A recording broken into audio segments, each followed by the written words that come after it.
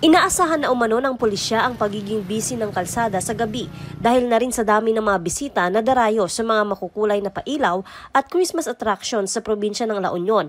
Pero muling nagpaalala ang kapulisan na mag-ingat para maiwasan ang disgrasya sa kalsada.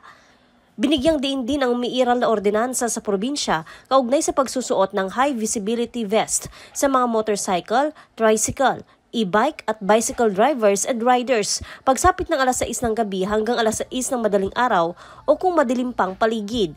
Ang pagsusuot ng reflectorized vest ay isang paraan para mabigyan ng signal ang mga kasunod na sasakyan, kasabay ng pagsunod pa rin sa tamang panuntunan sa kaligtasan sa trapiko. Ay madayo, yung, lalo na sa hindi mga taga La Union na padaan lang ng dito sa La Union. So, i-compare natin yung warning. Pinopost po natin sa social media at sinasabi po sa mga karating probinsya na ang La Union po is pag duman po kayo dito is dapat naka-reflectorized vest po.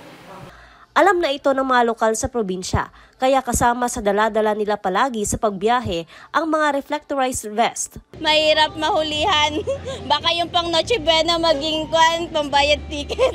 Malayo pa lang nakikita na kami ng mga kasalubong. Maging ang mga tricycle driver na pumapasada sa gabi, dapat nakasuot din ng high visibility vest. No, ma'am, iwas tayo disgrasya tayo, Rabi.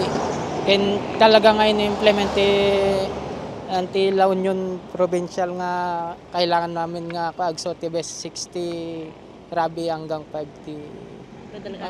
Ma'am, bigat. Narigat mahuli? Yes, ma'am. Narigat yung matili, ma'am. 2,000 first offense, no? Awan tibes nga naganan nga papasada. So nga kailangan adda talaga tibes mi nung pangrabi.